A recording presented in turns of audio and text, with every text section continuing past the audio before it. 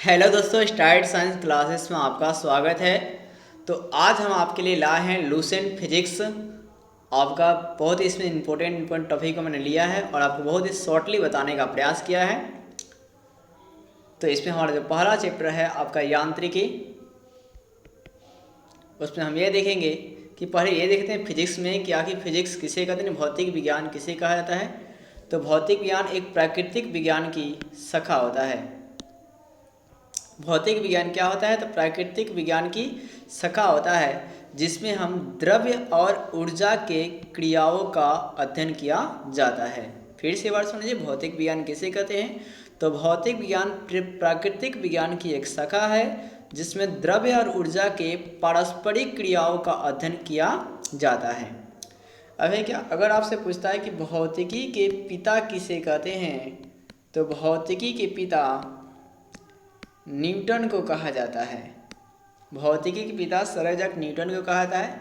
अगर यही सवाल पूछता कि आधुनिक भौतिकी के पिता किसे कहते हैं, आधुनिक भौतिकी के पिता किसे कहा जाएगा, तो अल्बर्ट आइंस्टाइन को कहा जाता है। नेक्स्ट हमारा टॉपिक है कि मात्रक। तो मात्रक है क्या? किसी भी राशि के मात्रक किसी भी राशि के निर्देश मानक को, किसी राशि के मापन के लिए निर्देश मानक को ही क्या बोलते हैं? तो मात्रक कहा जाता है। किसी राशि के निर्देश मानक को, किसी राशि के मापने के लिए जो निर्देश मान होता है, जो स्पेशल मान होता है, उसी स्पेशल मान को हम क्या बोलते हैं? मात्रक कहा जाता है। जैसे आप द्रव्यमान का जो निर्देश मान, स्पेशल मान जो होता है वो क्या होता है? केजी। द्रव्यमान को किस में मापते हैं? केजी में। यानी किसी वस्तु को जिसमें आप मापते हैं उसी को हम लोग मात्रक बोलते हैं। अब यह है क्या कि मात्रक दो तरह के होते हैं। एक होता है मूल मात्रक, जिसे बेसिक मात्रक इंग्लिश में बोलते हैं या फंडामेंटल यूनिट्स बोलते हैं, और दूसरा होता है व्युत्पन्न मात्रक, जिसे डेराइव्ड यूनिट कहा जाता है। अब जैसे है क्या, मूल मात्रा की जो संख्या होती है वो 7 होती है और व्युत्पन्न मात्रा की संख्या वो आपकी अनंत। तो मूल मात्रक जैसे लंबाई के मात्रक होता है मीटर, द्रव्यमान का मात्रक होता है किलोग्राम, और समय का मात्रक होता है सेकेंड, ताप का मात्रक होता है केल्विन, विद्युत धारा का मात्रक होता है एम्पियर, और ज्योति तीव्रता का मात्रक होता है कैंडला, पदार्थ के परिमाण का मात्रक होता है मोल। अब है क्या कि लंबाई का मात्रक मीटर, इसका मतलब क्या होता है? तो मीटर ये आपका जनरली मात्रक होता है लंबाई का। फिर ये आपका है किलोग्राम, फिर है क्या समय, फिर है क्या केल्विन यानी कि टेम्परेचर का मात्रा बताता है, और यह है विद्युत धारा मतलब एम्पियर, ज्योति तीव्रता मतलब कैंडला, ज्योति तीव्रता मतलब प्रकाश की तीव्रता किस में मापते हैं? तो कैंडला में, और पदार्थ के परिमाण को मोल, जिसे आजकल एन भी शॉर्ट में लिखा जाता है। अब है क्या व्युत्पन्न मात्रक। तो व्युत्पन्न मात्रक में आपके यहाँ पे सर आपका ये व्युत्पन्न मात्रक नहीं होगा, यहाँ पर आगे देखते हैं हम लोग। व्युत्पन्न मात्रक वो आपको हो जाएंगे चाल का मात्रक मीटर प्रति सेकेंड, वेग का मात्रक परसेंट। ये वाला मिस्टेक से आपका एडिट हो गया है। तो देखिए है क्या, व्युत्पन्न मात्रक को मूल मात्रकों की सहायता से बनाया जाता है। व्युत्पन्न मात्रक को किससे बनाते हैं? मूल मात्रकों की सहायता से बनाया जाता है। जैसे आप सुन लीजिए, चाल का मात्रक क्या होता है? तो मीटर प्रति सेकेंड। वेग का मात्रक क्या होता है? तो मीटर प्रति सेकेंड। त्वरण का मात्रक क्या होता है? तो मीटर प्रति सेकेंड स्क्वायर। बल का मात्रक क्या होता है? तो न्यूटन होता है। और सीजीएस मात्रक पूछ दे तो डाइन होता है। और कार्य का ऐसा ही मात्रक क्या होता है? तो जूल होता है। कार्य का अगर ऐसा ही मात्रक पूछे तो क्या होता है जी? जूल होता है। तो यहाँ पर हमारा हेडिंग है कि दूरी। तो आपका है क्या दूरी का मात्रक? तो पार्सेक किसका मात्रक है? तो दूरी का मात्रक है। और प्रकाश वर्ष भी किसका मात्रक है? तो दूरी का मात्रक है। अब ये है क्या कि पार्सेक ये सबसे बड़ा मात्रक है दूरी की। दूरी की सबसे बड़ी इकाई पार्सेक को क्या कहते हैं? दूरी की सबसे बड़ी इकाई कहा जाता है। अब है क्या कि प्रकाश वर्ष किसे कहते हैं? तो निर्वात में प्रकाश के द्वारा एक वर्ष में चली गई दूरी को प्रकाश वर्ष कहा जाता है, और प्रकाश वर्ष के बहुत लंबी दूरी को मापा जाता है। अब यह है क्या, एक प्रकाश वर्ष का मान कितना होता है? तो 9.46 × 10⁻15 मीटर होता है। और आपका है क्या, एक पारसेक का मान कितना होता है, तो 3.26 लाइट ईयर होता है। और इसे मीटर में हम लेंगे तो कितना होगा, 3.08 × 10⁻16 मीटर। अब है क्या, यहाँ पर आपका वही बात है, बल का एसआई मात्रक क्या होता है, तो न्यूटन होता है। और सीजीएस मात्रक क्या होता है, तो डाइन होता है। बल का सीजीएस मात्रक क्या होता है जी, डाइन होता है। और 1 न्यूटन बराबर कितना डाइन होता है, तो 10⁵ डाइन होता है। देखिए फिर से बताता हूँ, बल का जो सीजीएस मात्रक होता है वो डाइन होता है, अगर नहीं क्या होता है, डाइन। और 1 न्यूटन बराबर कितना, 10⁵ डाइन। और ऐसे पूछे कि 1 डाइन का मान कितना न्यूटन होता है, तो 10⁻⁻5 न्यूटन। इसी प्रकार का एसआई मात्रक जो होता है आपका जूल होता है। और सीजीएस मात्रक क्या होता है, अर्ग होता है। और 1 जूल बराबर होता है 10⁻7 अर्ग। कितना होता है, 10⁻7 अर्ग होता है। तो 1 अर्ग का मान पूछा जाएगा तो 10 के पावर क्या हो जाएगा, 1 अर्ग का मान पूछा जाएगा तो क्या होगा, 10⁻⁻7 जूल। नेक्स्ट है हमारा टॉपिक कि 10 के विभिन्न घातों के प्रतीक। तो है क्या कि आपका ये भौतिक बहुत छोटे छोटे राशियों के प्रयोग के लिए किया जाता है और बड़े से बड़े राशियों के लिए प्रयुक्त किया जाता है 10 के घात को। तो है क्या, ध्यान दीजिए 10 के घात, अब ये प्रीफिक्स में लगे होते हैं और इफिक्स और इनका सिंबल देख लेते हैं। तो मतलब किसको क्या बोला जाएगा, 10 के पावर 18 हो तो इक्सा कहा जाता है, 10 की पावर 15 को पेंटा कहा जाता है, 10 की पावर 12 को टेरा कहते हैं, 10 के पावर 9 को जीगा कहते हैं, और 10 के पावर 6 को मेगा कहते हैं, 10 के पावर 3 को किलो कहते हैं, 10 के पावर 2 को हेक्टो कहते हैं, और 10 के पावर 1 को डेका कहते हैं। अब नीचे से याद करने का प्रयास करेंगे, डेका हेक्टो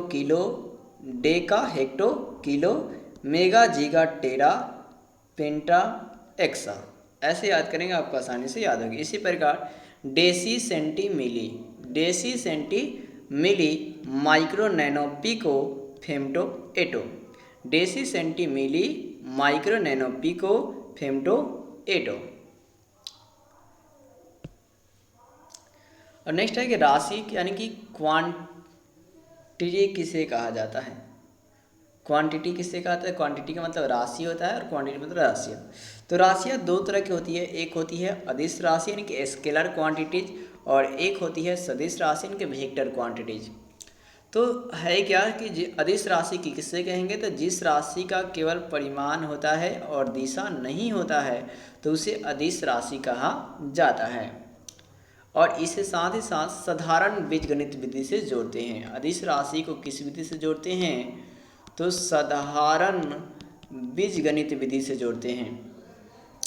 जैसे है द्रव्यमान, चाल, आयतन, कार्य, समय, ऊर्जा, विद्युत धारा, ताप, दाब, etc।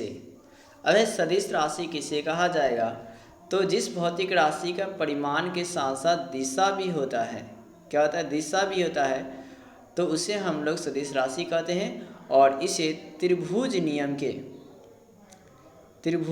के है क्या, सदिश योग के, आपका इसे कैसे जोड़ते हैं, तो सदिश योग के त्रिभुज नियम से, यहाँ निश्चित हो गया है, त्रिभुज नियम के अनुसार जोड़ा जाता है। जैसे आपका क्या होगा, वेग, विस्थापन, बल, त्वरण आदि। अब एक कैसे इसको आप याद करेंगे, तो देखिए आप एक लॉजिक में याद रखेंगे, विस्थापन जो होता है कहीं नहीं कहीं देखेंगे तो विस्थापन जो बतलाता है वो वेग को बतलाता है, और ये वेग जो होता है त्वरण को बतलाता है, और ये त्वरण जो होता है बल को बतलाता है, और ये जो बल होता है वो आवेग को बतलाता है, और आवेग से ही संबंधित एक वर्ड है आपका संवेग। और ये सारे के सारे क्या है, तो आपके सदिश राशि होते हैं। अब है क्या आपका दूरी किसे कहते हैं, तो दिए गए समय अंतराल में वस्तु की लंबाई को दूरी कहा जाता है। दिए गए समय अंतराल में वस्तु की लंबाई को क्या कहते हैं, दूरी कहते हैं। या अगर आप एक लाइन में शॉर्टली याद करते हैं तो पथ की लंबाई को याद रखेंगे आप, पथ की लंबाई को क्या कहा जाता है, तो दूरी कहा जाता है। पथ की लंबाई को क्या कहते हैं, तो दूरी कहा जाता है। और दूरी एक क्या है तो अदिश राशि है, और दूरी हमेशा क्या होती है तो धनात्मक मान होता है। दूरी का कभी भी ऋणात्मक मान नहीं होता है। लेकिन यहाँ विस्थापन की बात की जाएगी तो धनात्मक भी होता है विस्थापन, ऋणात्मक भी होता है और शून्य भी होता है।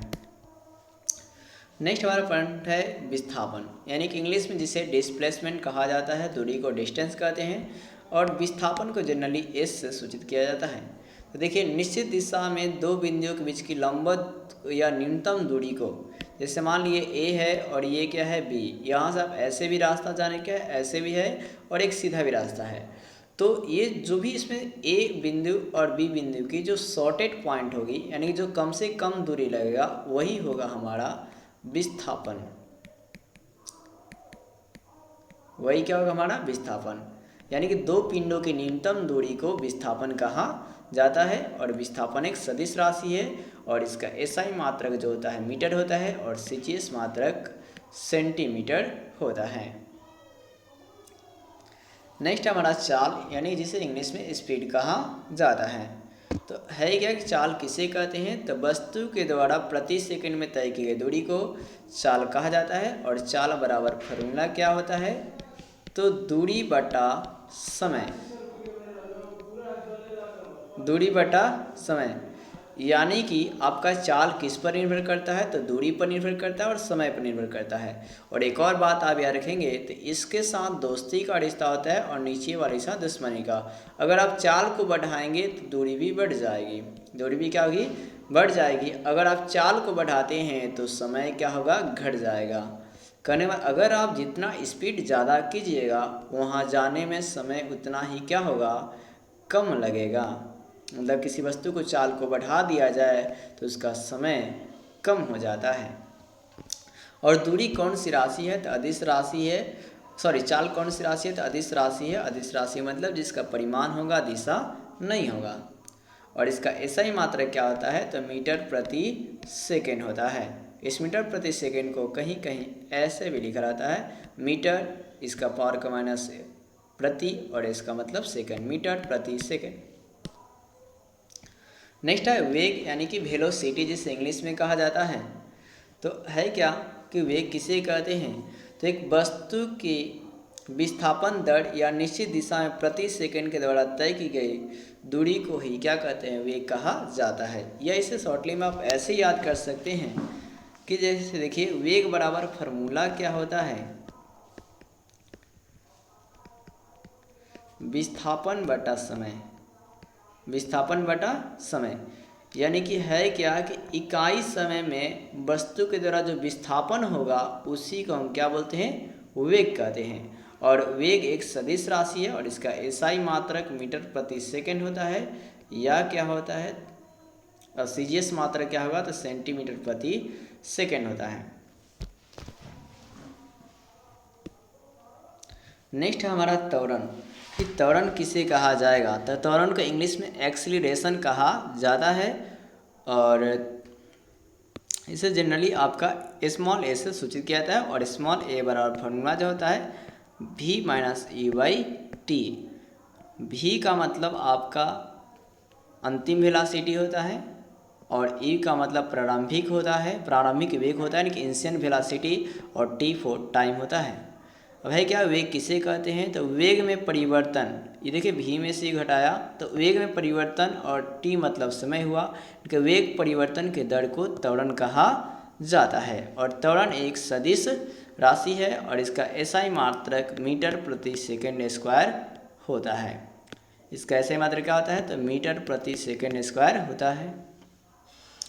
नेक्स्ट है मंदन, जब है क्या कि जो आपका त्वरण जब घटता है, जब समय के साथ वस्तु का वेग घटता है तो उसे हम कहते हैं मंदन यानी कि रिट्रेशन। अब है क्या कि त्वरण का मान इसमें क्या हो जाता है तो ऋणात्मक होता है। नेक्स्ट हमारा प्रक्षेप्य गति यानी कि प्रोजेक्टाइल मोशन, जब पिंड नियत त्वरण के अंतर्गत गति करता है और एक दिशा का वेग विभिन्न वेग से परिणाम दिशा के साथ बदलता रहता है तो उसे हम प्रक्षेप्य गति में कहा जाता है। यानी इसको शॉर्टली में आप कैसे याद रखेंगे, किसी भी वस्तु को आप थोड़े से एंगल के साथ उस वस्तु को आप फेंकेंगे तो उसे हम क्या बोलेंगे प्रक्षेप्य गति कहा जाता है। और प्रक्षेप्य गति से हमेशा वक्र बनता है, हमेशा क्या होता है, वक्र ही बनेगा जैसे आप फेंकेंगे तो। अब प्रक्षेप्य गति का उदाहरण क्या है, तो धनुष से छूटा बाण, हवाई जहाज का गिरना, बम का गिरना, तोप से छोड़ा गया गोला। फिर है क्या आपका, इसमें आपका आता है द्विविमीय गति एंड 2 डायमेंशनल मोशन। तो अधिकतम दूरी से अगर किसी वस्तु को बहुत ज़्यादा अधिकतम दूरी पर फेंकना है तो 45 डिग्री, 36 से 45 डिग्री कोण के साथ अगर आप फेंकेंगे तो वो प्रक्षेपण क्या होगा, ज़्यादा होगा। और यहाँ पर 36 परास होता है वो उच्चतम बिंदु से ज़्यादा होता है, और ये वेग त्वरण के बीच के एंगल कितना होता है, तो इस टाइम 90 डिग्री का होता है। दोस्तों वीडियो अच्छी लगी है तो वीडियो को लाइक करें और सब्सक्राइब करें।